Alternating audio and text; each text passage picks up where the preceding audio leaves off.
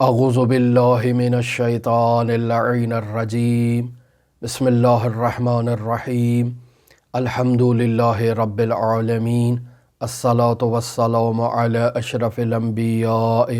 والمرسلین وعلی آلہ طیبین الطاہرین المعصومین الذین اذہب اللہ عنہم الرجس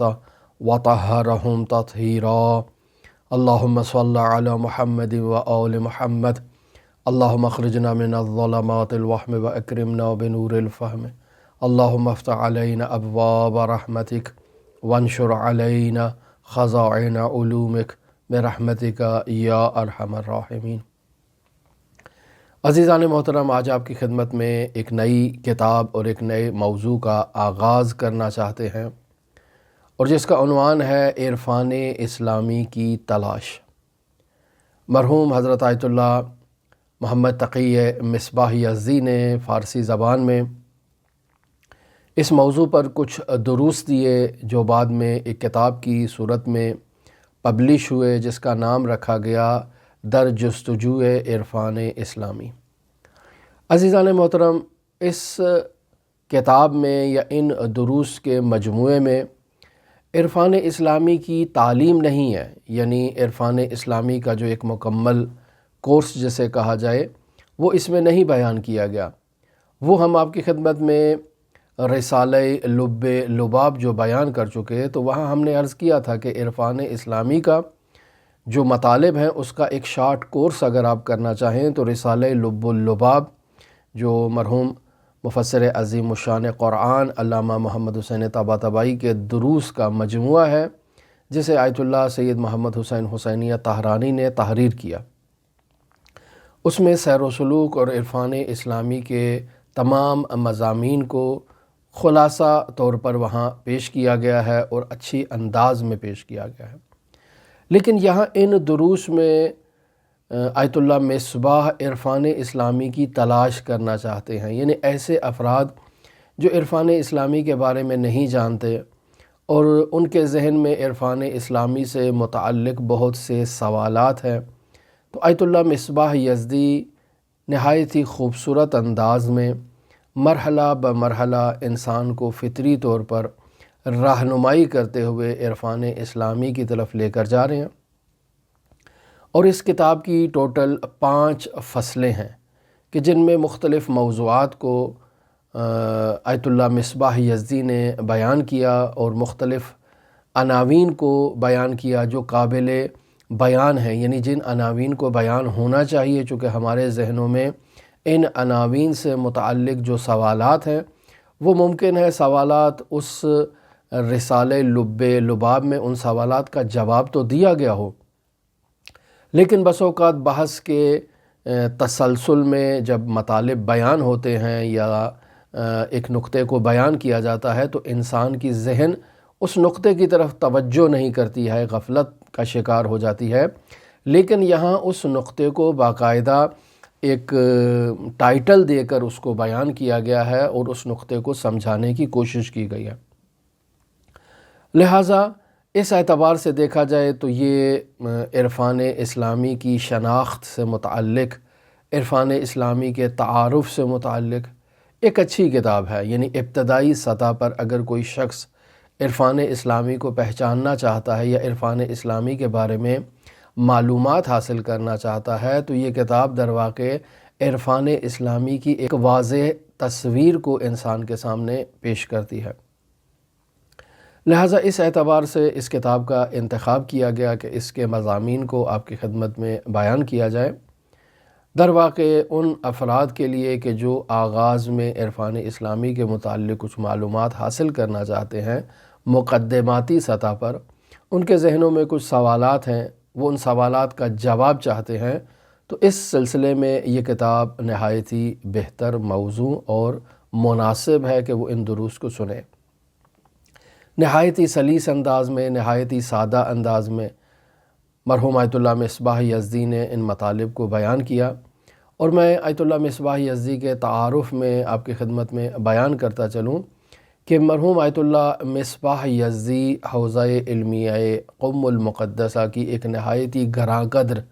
شخصیت ہے۔ ان کی بنیادی تعلیم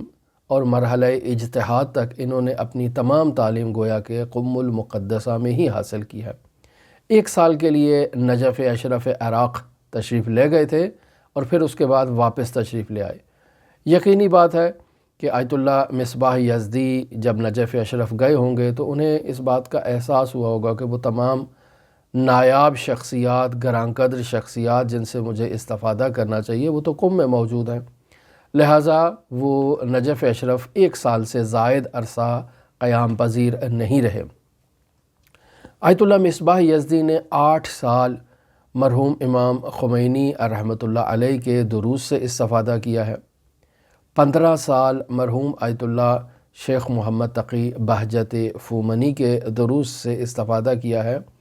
اور مفسر عظیم الشان قرآن علامہ محمد حسین طباطبائی رحمۃ اللہ علیہ کے دروس سے بھی فیضیاب ہوئے ہیں۔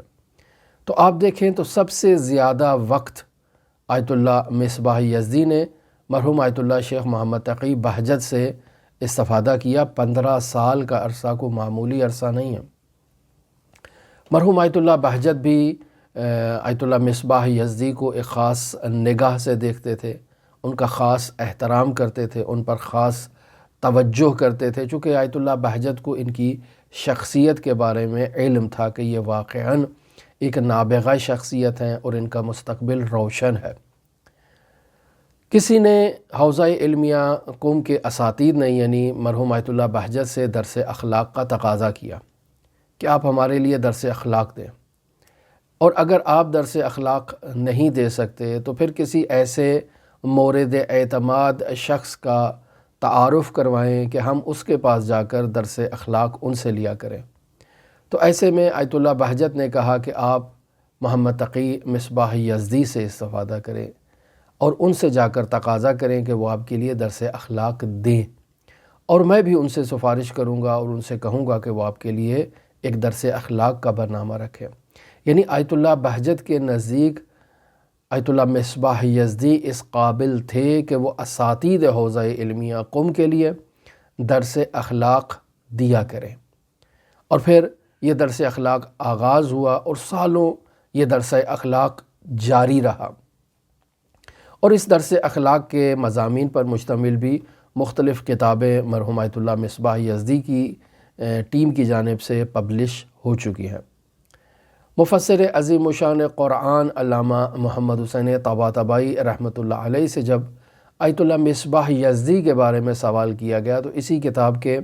مقدمے میں اس بات کو تحریر کیا گیا ہے کہ مفسر عظیم الشان قرآن کہتے ہیں کہ مصباح یزدی میرے شاگردوں میں ایسے ہی ہے جیسے پھلوں میں انجیر کا پھل ہوتا ہے، اور انجیر سے کسی چیز کو پھینکا نہیں جاتا، انجیر کو یوں ہی استفادہ کیا جاتا ہے۔ تو آیت اللہ مصباح یزدی کے متعلق مفسر عظیم الشان کہتے ہیں کہ مصباح یزدی میرے شاگردوں میں انجیر کی طرح ہے، یعنی اس کی سوچ میں کوئی بھی ایسی چیز زائد نہیں ہے جسے دور پھینکا جائے اور اسے پھینک دیا جائے، اسے ضائع کر دیا جائے، اسے ختم کر دیا جائے کہ یہ قابل استفادہ نہیں ہے۔ مصباح یزدی ایسی شخصیت ہے کہ انجیر کی طرح مکمل پھل جیسے استعمال کر لیا جاتا ہے، ایسے ہی مصباح یزدی کے تمام افکار کو جو ہے وہ نتیجے تک پہنچایا جا سکتا ہے اور ان افکار سے استفادہ کیا جا سکتا ہے۔ عزیزان محترم، یہ کتاب عرفان اسلامی کی تلاش جس کا ہم آپ کی خدمت میں آج آغاز کر رہے ہیں، یہ کتاب 5 فصلوں پر مشتمل ہے، اور پہلی فصل میں آیت اللہ مصباح یزدی انسان میں موجود رجحانات کی اقسام کو بیان کرنا چاہتے ہیں۔ آپ دیکھیں کس قدر سلیس انداز میں اور کس قدر سادہ انداز میں آیت اللہ مصباح یزدی اس بحث کا آغاز کر رہے ہیں، اور تمام بحثیں گویا کہ آپس میں ان کا ایک منطقی رابطہ موجود ہے۔ اگر دیکھا جائے تو اس ربط کی لذت کو، حلاوت کو اور شیرینی کو آپ لوگ محسوس کر سکتے ہیں۔ آغاز میں آیت اللہ مصباح یزدی اس نقطے کو بیان کر رہے ہیں کہ انسان میں موجود اور رجحانات کو اگر انسان ان کی طرف توجہ کرے تو یہ رجحانات مختلف نوعیت کے ہیں۔ یعنی انسان کی روح مختلف مراحل سے عبور کرتی ہے، اور ان مراحل میں اس روح سے متعلق جو ضروریات ہیں ان ضروریات کو یہ اس بدن سے حاصل کرتی ہے، چونکہ روح جو ہے وہ اس بدن سے جو ہے وہ اس بدن پر سوار ہے، اور اس بدن سے استعمال کرتی ہے اس بدن کا، اور اس بدن سے اپنی جو ضروریات ہیں ان کو پورا کرتی ہے اور تکامل اختیار کرتی ہے۔ لہٰذا یہ بدن مرکب قرار پاتا ہے اور اس کے اوپر روح سوار ہے تاکہ وہ اپنے جو مقاصد ہے وہ اس بدن سے حاصل کر سکے۔ لہٰذا ہم اپنی زندگی میں اگر بغور اس نقطے کا جائزہ لیں تو ہم نے ان مراحل کو اپنی زندگی سے جو ہے وہ گزارا ہے، عبور کیا ہے، ان پر تجربہ کیا ہے، ان مراحل کو دیکھا ہے۔ لہٰذا آیت اللہ مصباح یزدی کہتے ہیں کہ اگر ہم اپنے اندرونی تجربے کو مد نظر رکھیں، جسے علم حضوری کہا جاتا ہے، اور اس علم حضوری کے ذریعے سے ان تبدیلیوں کو، ان تحولات کو اور ان مراحل کو اگر ہم علم حضوری کی دید سے مشاہدہ کریں تو ہم دیکھیں گے کہ ان مراحل سے ہم سب اپنی زندگی میں گزرے ہیں۔ یعنی یہ مراحل در واقع تمام انسانوں میں پائے جاتے ہیں اور تمام انسانوں میں یہ مراحل مشترک ہیں، اور ہم ان مراحل کو تدریجاً طے کرتے ہیں۔ ممکن ہے یہ تدریج کا مرحلہ بہت سرعت سے ہو اور انسان اس مرحلے کی طرف توجہ نہ کرے۔ آیت اللہ فرماتے ہیں کہ پہلا مرحلہ کیا ہے۔ اب آپ دیکھیں کہ آغاز پیدائش انسان سے ان مراحل کو آیت اللہ مصباح یزدی کیسے بے مرحلے لے کر آ رہے ہیں۔ ایک گھر میں بچے کی ولادت ہوتی ہے، بچہ پیدا ہوتا ہے، پہلا کام وہ کیا کرتا ہے؟ رونے کا کرتا ہے، اپنی حیات کا اظہار کرتا ہے، رو کر اپنے وجود کا احساس دلاتا ہے کہ میں موجود ہوں، اور اس آواز کو ختم کرنے کے لیے اسے کوئی چیز دی جاتی ہے، کوئی میٹھی چیز دی جاتی ہے، یا اسے ماں اپنے سینے سے لگا لیتی ہے تاکہ اس کا جو ہے وہ دودھ پی کر یہ بچہ خاموش ہو جائے۔ لہٰذا پہلی چیز جسے یہ بچہ اس دنیا میں آنے کے بعد تجربہ کرتا ہے وہ خوراک ہے۔ لہٰذا ایک نو مولود بچہ کوشش کرتا ہے کہ وہ اس دودھ تک پہنچے، اس غذا تک پہنچے، اس خوراک تک پہنچے جس کی اس کو طلب ہے۔ لہٰذا اس دنیا میں آتا ہے، روتا ہے، چیختا ہے، پکارتا ہے، اسے خاموش کروانے کے لیے اس کے منہ میں شہد کی گٹی دے دی جاتی ہے، یا اس کو باقاعدہ ماں کے سینے سے لگا دیا جاتا ہے تاکہ وہ دودھ پینے کے لیے کوشش کرے۔ بچہ اپنے ہاتھ پیر مارتا ہے تاکہ اپنی اس غذائی ضرورت کا جو ہے وہ احساس دلائے اپنے اطراف میں موجود افراد کو۔ لہٰذا تلاش کرتا ہے، جد و جہد کرتا ہے، بچہ رو کر بتاتا ہے کہ میں بھوکا ہوں، ہاتھ پیر مار کر بتاتا ہے کہ میں بھوکا ہوں، جد و جہد کرتا ہے، اور کھانے پینے کے لیے یہ جد و جہد ہے۔ اس مرحلے میں اگر دیکھا جائے تو بچے کی سوچ صرف کھانے پینے کی حد تک ہے، یعنی جب بھی اس کو بھوک لگے گی وہ روئے گا۔ یعنی اس چیز کو ہم تو جب بچے تھے تو یقینی بات ہے ہم اپنے اس مراحل کو تو محسوس نہیں کر سکے، لیکن ہمارے گھروں میں بہت سارے ایسے بچے ہیں جو اس دنیا میں آئے، پرورش پائے، ہمارے ہاتھوں میں ان کی تربیت ہوئی، اور ہم نے ان پر ان تجربات کو اور ان مراحل سے انہیں عبور کرتا ہوا مشاہدہ کیا ہے۔ لہٰذا آپ اس بات کی تصدیق کر سکتے ہیں کہ بچے کو، نومولود بچے کو جب بھی بھوک لگتی ہے تو وہ زبان سے دودھ کا مطالبہ نہیں کرتا بلکہ روتا ہے، بلبلاتا ہے، ہاتھ پیر مارتا ہے۔ وہ اپنی اس گرسنگی کا، اپنی اس بھوک کا، اپنی اس طلب کا، اپنی اس تڑپ کا احساس دلاتا ہے اپنے اطراف کے افراد کو۔ لہٰذا آپ دیکھیں کہ یہ بچے جو نومولود ہوتے ہیں یہ یعنی عام روٹین سے زیادہ جو ہے نا وہ دودھ پیتے ہیں۔ یعنی آپ دیکھیں تو وقفے سے ان کو بھوک لگ جاتی ہے، تھوڑا پیتے ہیں، پھر تھوڑی دیر بعد ان کو طلب ہو جاتی ہے۔ یعنی اگر دن میں اگر ایک ٹائم کا محاسبہ کیا جائے تو ہو سکتا ہے آدھے گھنٹے بعد ان کو بھوک لگ جائے، چونکہ یہ ایک چھوٹے بچے ہیں، ان کا معدہ ابھی چھوٹا ہے، تھوڑا پیتے ہیں، پھر اس کے ہضم کرنے کے بعد دوبارہ ان کو بھوک کا احساس ہوتا ہے، دوبارہ یہ اس بات کا مطالبہ کرتے ہیں کہ ان کو دودھ دیا جائے۔ اب اگر اس بچے کی زندگی کو دیکھا جائے تو ایسے محسوس ہوتا ہے کہ شاید اس کی زندگی کا مقصد صرف دودھ پینا ہی ہے، یعنی وہ مخصوص مدت جو ابتدائی مدت ہے 2 ماہ یا 3 ماہ کی، اس کا کام صرف دودھ پینا ہے اور سونا ہے۔ یعنی اگر وہ بیدار ہوگا تو دودھ پیے گا، اور اگر اس نے دودھ پی لیا اور اس کا معدہ بھر گیا تو وہ سو جائے گا، اور اس کا کوئی کام ہی نہیں ہے۔ یعنی زندگی کا مقصد اس طفل مولود کے لیے، طفل نو مولود کے لیے صرف کھانا اور پینا ہے اور کچھ نہیں ہے۔ لیکن جب یہی بچہ اپنے اس مرحلے سے شکوفائی اختیار کرے گا، رشد اختیار کرے گا، اور اس کا جسم اور اس کی روح نارمل اور فطری طور پر تکامل اختیار کرے گی، یقینی بات ہے انسان کا جسم اگر تکامل اختیار کر رہا ہے تو اس کا مطلب یہ ہے کہ وہ جو اس مرکب سب پر سوار روح ہے اس میں بھی تکامل آ رہا ہے اور وہ بھی پیش رفت کر رہی ہے۔ لہٰذا یہ بچہ جب تھوڑا سا بڑا ہوتا ہے تو یہ اپنے ماں باپ کی محبت اور شفقت آمیز نگاہ کو محسوس کرتا ہے، محبت آمیز گود جو ماں کی ہے اسے محسوس کرتا ہے۔ اب ماں کے علاوہ اگر اسے کوئی دوسری خاتون چھو لیتی ہے، اپنی گود میں لیتی ہے، تو یہ چونکہ اس گود سے، اس آغوش سے اور اس کی مہر و محبت سے آشنا نہیں ہے، لہٰذا روتا ہے، تڑپتا ہے کہ اس کو صرف ماں چاہیے اور کوئی نہیں چاہیے۔ یا گھر میں اگر دادی ہے وہ اس کو اٹھاتی ہے تو اس سے بھی وہ مانوس ہے، یا اگر جو ہے وہ خالہ ہے یا جو ہے وہ پھپھو ہے گھر میں اور اس سے وہ بچہ مانوس ہے، تو وہ اس آغوش کو محسوس کرتا ہے کہ یہ پیار بھری آغوش ہے،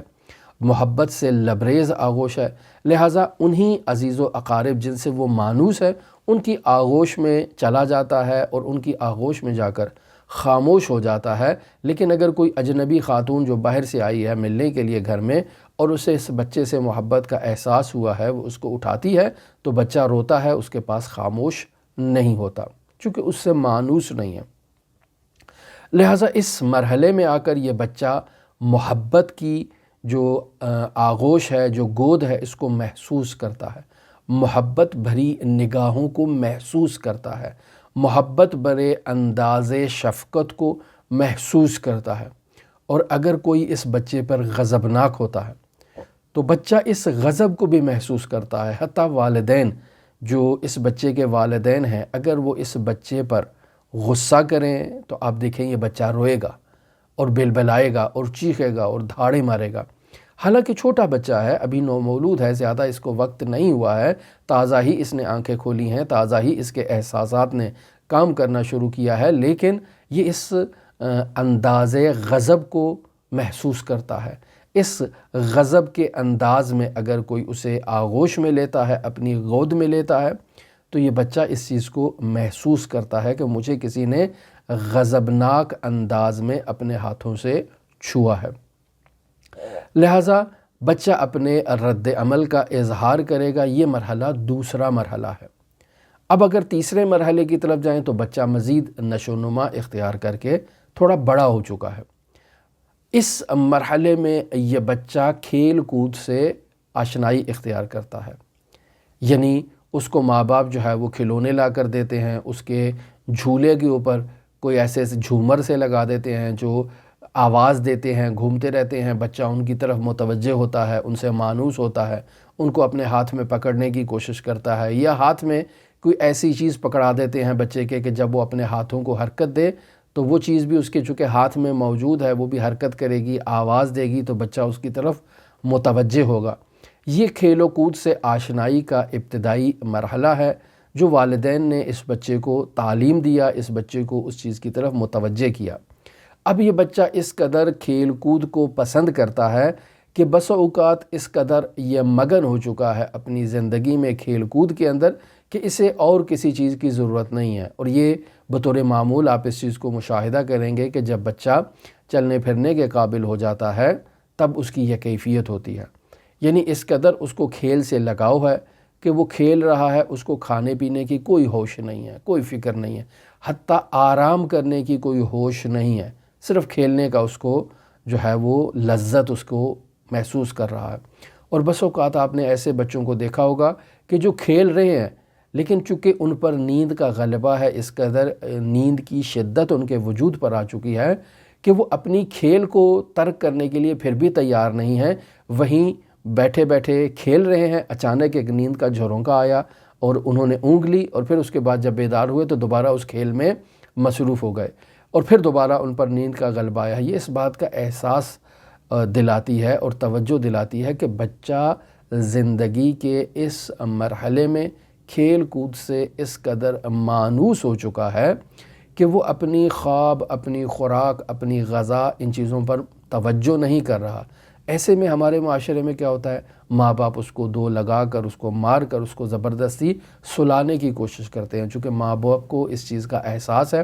کہ اگر یہ بچہ نہیں سوئے گا تو بیمار ہو جائے گا، اگر یہ بچہ اپنی خوراک کا درست استعمال نہیں کرے گا تو کمزوری کا شکار ہو جائے گا اور بیمار ہو جائے گا، لہٰذا کھیل کود ہونی چاہیے، کھیل کا ایک برنامہ، ایک پلان، ایک پروگرام ہونا چاہیے، لیکن اس کے باوجود اس میں کھانے پینے کی جو طلب ہے اس کو بیدار کرنا چاہیے، اسے برقرار رکھنا چاہیے، اور اسی طرح آرام کی ضرورت کو۔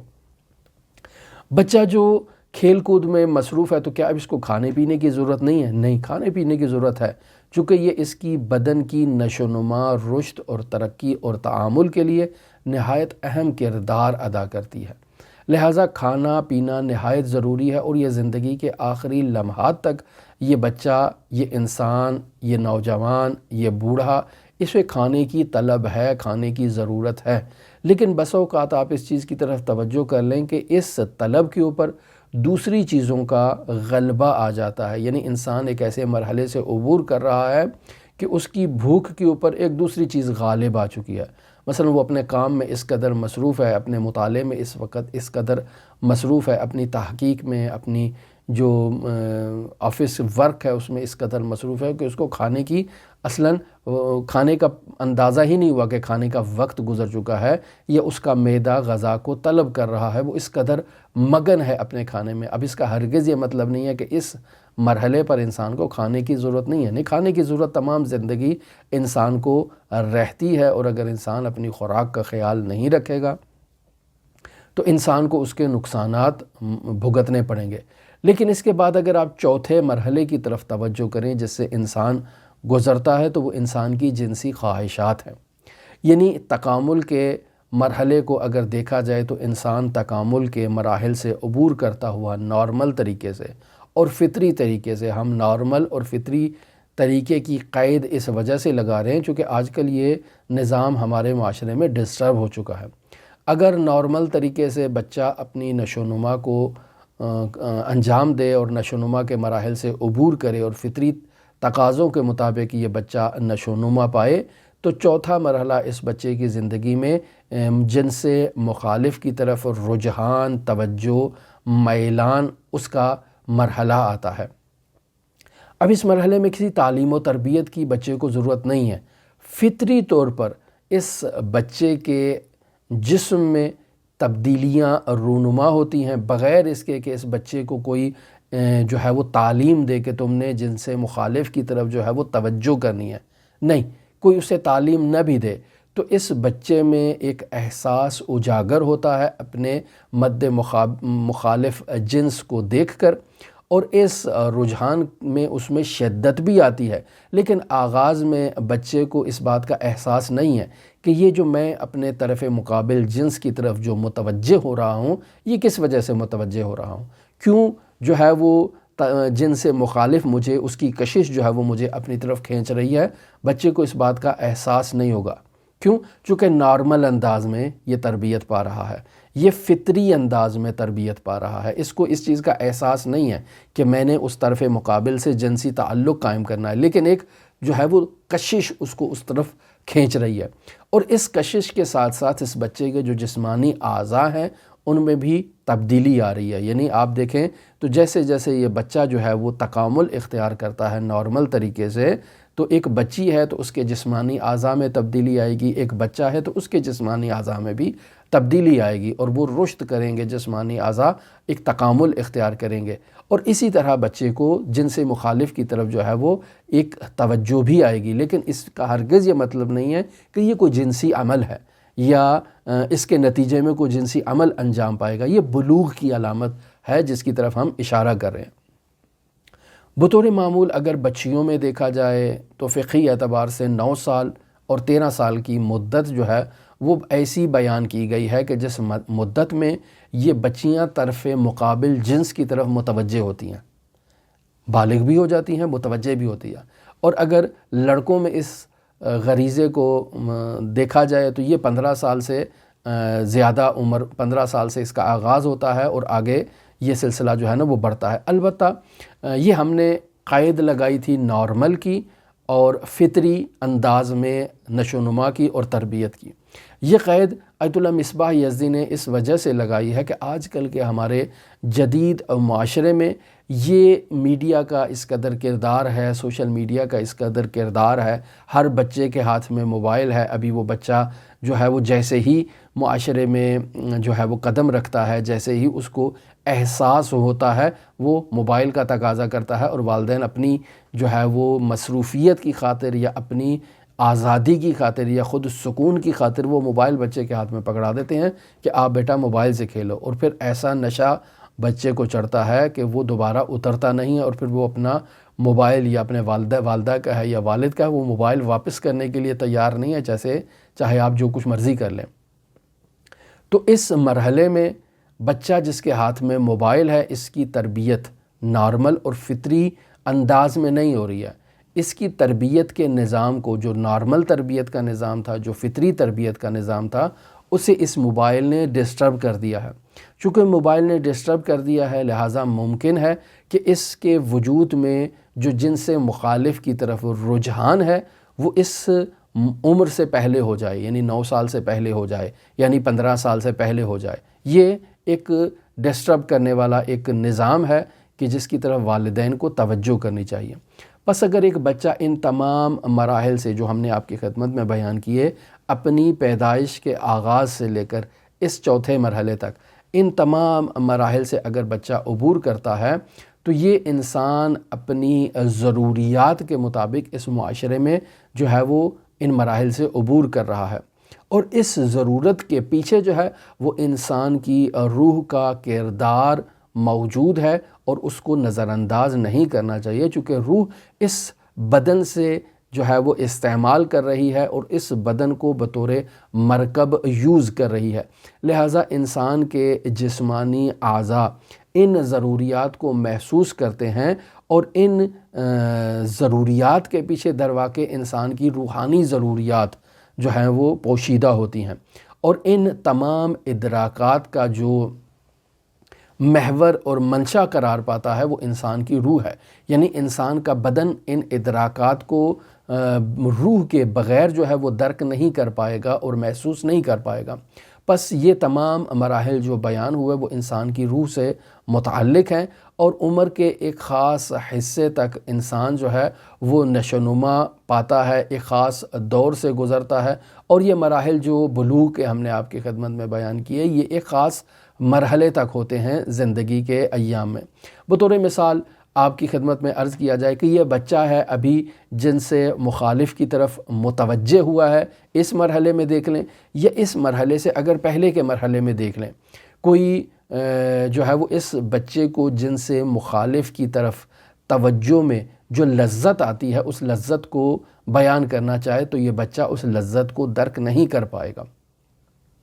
لہٰذا آج کل کے اس جدید دور میں آپ دیکھتے ہیں تو کہا جاتا ہے کہ بچوں کو جو ہے وہ جنسی تعلیم و تربیت دینی چاہیے، تاکہ انہیں معلوم ہو کہ کوئی شخص اگر انہیں چھو رہا ہے، انہیں ٹچ کر رہا ہے، تو یہ اس کا چھونا، اس کا ٹچ کرنا درست ہے یا درست نہیں ہے۔ تو اس کی تعلیم بچوں کو ہونی چاہیے۔ آج کل کے جدید دور میں یہ ایک نظریہ پایا جاتا ہے جس کے تحت وہ لوگ معاشرے میں، اسکولوں میں، کالجز میں بچوں کو تعلیم دینے کی کوشش کرتے ہیں۔ یقینی بات ہے کالج میں ایک بچہ بہت ہی بلند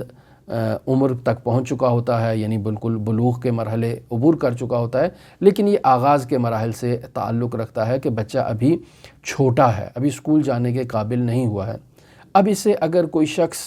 ان جنسی لذات کے بارے میں بتانا چاہے تو بچہ اس کو محسوس نہیں کرے گا، اس کو نہیں معلوم یہ کیا چیز ہے۔ لہٰذا ایسے میں اگر اس کو اس جنسی لذت کی طرف توجہ دلانا چاہیں تو یہی کہا جا سکتا ہے کہ بیٹا ایک لذت ہے، ایک مزہ ہے کہ وہ مزہ بھی ٹافی کی طرح میٹھا ہوتا ہے، بہت میٹھا ہوتا ہے، لیکن کیا اس انداز تعارف سے اس بچے کو اس بات کا علم ہو جائے گا کہ وہ لذت جو جنس مخالف کی طرف توجہ کرنے میں ہے یا جنس مخالف سے رابطہ قائم کرنے میں ہے وہ ٹافی کی طرح لذت ہے. نہیں، یقینی بات ہے کہ اس کا اور ٹافی کا آپس میں کوئی ربط نہیں ہے، لیکن اس انداز میں اسے یہ سمجھانے کی کوشش کی جا رہی ہے کہ اس میں وہ بھی ایک لذت ہے، یہ بھی ایک لذت ہے. یعنی انسان اگر ٹافی کھاتا ہے تو اس ٹافی کی شیرینی، حلاوت اور مٹھاس انسان کے وجود میں اترتی ہے اور انسان کے وجود سے اس لذت کی جو ضرورت ہے اس کو تسکین عطا کرتی ہے. اسی طرح سے یہ جنسی تعلق جو جنس مخالف کی طرف ہوتا ہے، اس جنسی تعلق سے بھی انسان کو ایک لذت آتی ہے اور در واقع انسان کی جسمانی ضرورت سے بڑھ کر انسان کی روحانی ضرورت کو ایک تسکین عطا کرتی ہے. لہٰذا اگر اس لذت کا تعارف کروانا چاہیں ایک ایسے بچے کو کہ جس کی عمر ابھی 9 سال سے کم ہے یا 10 سال سے کم ہے، تو اسے اسی انداز میں تعارف کروایا جا سکتا ہے کہ یہ ایک حلاوت پر مشتمل اور مٹھاس پر مشتمل ایک لذت ہے. در واقع یہ تعارف درست نہیں ہے، لیکن اسی انداز میں تعارف کروایا جا سکتا ہے اور اس سے بڑھ کر تعارف نہیں کروایا جا سکتا. بس یہ جو تمام مراحل ہم نے آپ کی خدمت میں بیان کیے، یہ تمام مراحل ایسے ہیں کہ جن سے ایک بچہ عبور کرتا ہے اور تدریجاً عبور کرتا ہے، اور ان مراحل سے عبور کرتے ہوئے بچہ جو ہے وہ نشو و نما پاتا ہے. مرحوم آیت اللہ مصباح یزدی آگے 5واں مرحلہ انسان کی زندگی میں بیان کر رہے ہیں کہ جسے انشاءاللہ ہم اپنی آئندہ گفتگو میں آپ کے ساتھ بیان کریں گے. ہماری دعا ہے کہ خداوند متعال ہمیں اس عرفان اسلامی کے تعارف پر مشتمل ان دروس کو درست انداز میں سمجھنے کی توفیق عطا فرمائے. آپ تمام عزیزان کے لیے امام علی ابن موسیٰ الرضا علیہ آلاف و تحیت و ثنا کی نورانی بارگاہ میں نائب و زیارہ بھی ہیں اور دعا گو بھی ہیں، اور دعا کرتے ہیں کہ خداوند متعال منجی عالم بشریت حضرت صاحب العصر والزمان کے ظہور میں تعجیل فرمائے اور ہمیں حضرات کے اصحاب و اعوان و انصار میں شمار فرمائے. اللہم صلی علی محمد و آل محمد وعجل فرج قائم آل محمد.